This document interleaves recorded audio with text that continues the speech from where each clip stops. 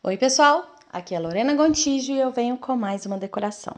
E esse é um chantilly de chocolate, tá? Eu não comprei o chantilly já de chocolate, eu fiz ele, tá? Como que eu fiz ele, tá, gente? Eu peguei o chantilly, coloquei chocolate em pó, 50%, e coloquei também um pouquinho de corante. Por quê, gente? O chocolate 50%, você pode colocar muito, muito, muito, que ele não fica intenso, tá? A cor não fica intensa. E acaba que você perde estrutura se você for colocando muito chocolate em pó, tá?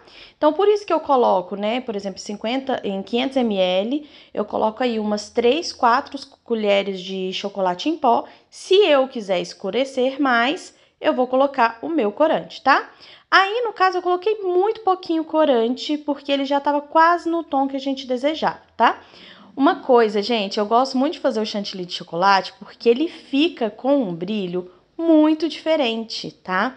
Ele dá uma sedosidade, vocês podem ver que, tipo, poucas vezes a gente fazendo a espatulagem, a gente já alcança aquela sedosidade que a gente precisa do nosso chantilly. Eu acho muito bacana essa questão quando a gente faz o chantilly de chocolate.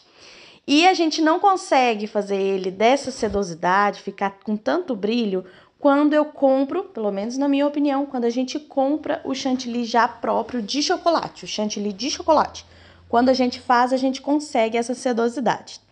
Então, vocês viram, né, que poucas as vezes a gente espatulando, eu já consegui o meu espatulado que eu queria. E agora eu vou colocar a minha ganache. Essa ganache, gente, eu gosto de ganache mais grossinha. Ah, eu não gosto, eu gosto dela mais fininha. Tudo bem, você pode fazer ela mais fininha. Eu gosto dessa ganache que desce aquelas gotonas, tá? Essa ganache eu fiz de 50%, tá? Eu uso o chocolate, não é o nobre, tá? Eu uso o chocolate fracionado meio amargo.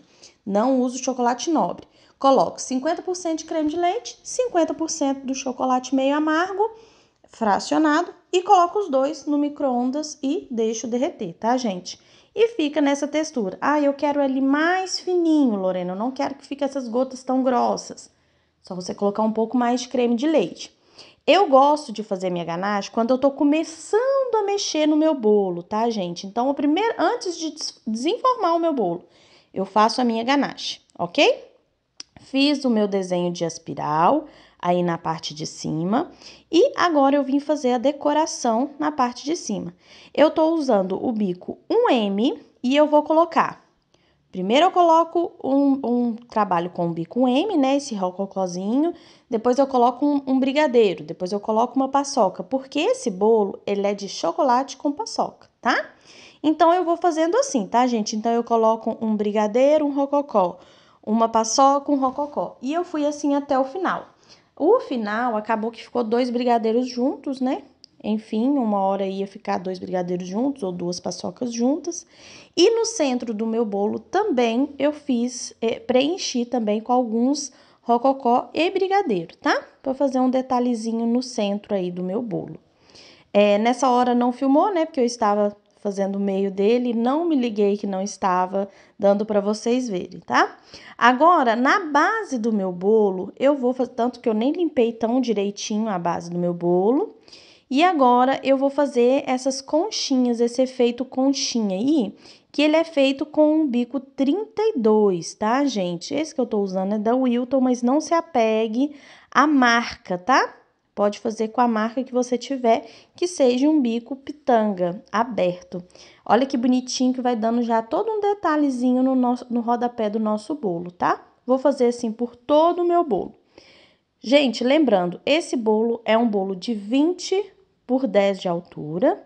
Ele ficou com 10 de altura. Quando eu falo 20 por 10, é a massa, tá? Não é o final dele, porque acaba que sempre aumenta, né, 1 centímetro de cada lado, aumenta 1 centímetro na parte de cima. Não se deve fazer, né, colocar pouco chantilly, porque pode abaular. Tudo isso eu já mostrei aqui no curso gratuito que eu dei para vocês, né?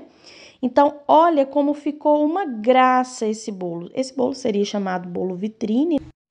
E ele ficou a coisa mais linda, é aquele bolo que a gente come com os olhos. Eu espero muito que vocês tenham gostado e aprendido com essa técnica, tá? Um beijo e até